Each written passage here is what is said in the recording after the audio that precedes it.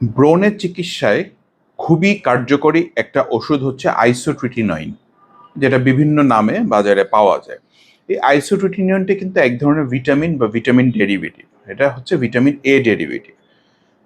জিনিসটা ভিটামিন হলেও এটা ব্যবহার ক্ষেত্রে মানে এটা সেবনের ক্ষেত্রে বেশ কিছু সতর্কতা, বেশ কিছু ইনভেস্টিগেশন, বেশ কিছু বেসলাইন টেস্ট আমরা করে থাকি।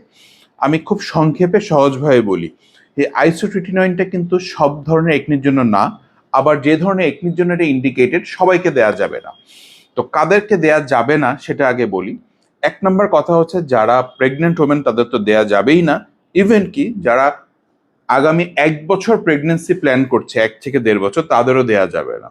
যারা ল্যাকটেটিং মাদার বা বাচ্চাকে ব্রেস্টফিড করান তাদেরকে দেয়া যাবে না।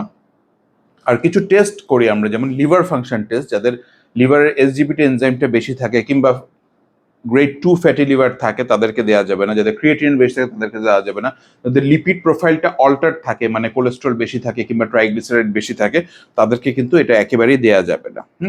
অনেক ক্ষেত্রে আমরা আল্ট্রাসাউন্ড পর্যন্ত করে থাকি তার হেপাটোবিলিয়ারি সিস্টেমে, যে তার লিভারটার কি অবস্থা, বিকজ এই ওষুধটা একটু দীর্ঘ সময় দেওয়া হয়, কোনো কোনো ক্ষেত্রে 2 মাস 3 মাস এমনকি 4 মাস পর্যন্ত দেওয়া হয়ে থাকে। প্রাথমিক অবস্থায় কিন্তু এটা দেখা যাচ্ছে যে ব্রণটাকে একটু বাড়িয়ে দেয় কিন্তু আস্তে আস্তে কমায়। এটার আরেকটা ওষুধ সেবনকালীন সাইড এফেক্ট হচ্ছে এটা স্কিনকে খুব বেশি পরিমাণে ড্রাই করে এবং ঠোঁট, হাত, পা এগুলো ফেটে যায়। এগুলি রোগীকে একটু আগে থেকে কাউন্সিলিং করতে হয়। দেখা যায় যে রোগী না হলে ভয় পেয়ে যায়, আবার এটা বন্ধ করে দেয়। এটা কিন্তু হুট করে বন্ধ করা যাবে না বা হঠাৎ করে স্টপ করা যায় না। এটা আমরা আস্তে আস্তে পেশেন্ট টু পেশেন্ট দেখা যাচ্ছে যে ধীরে ধীরে কমাই।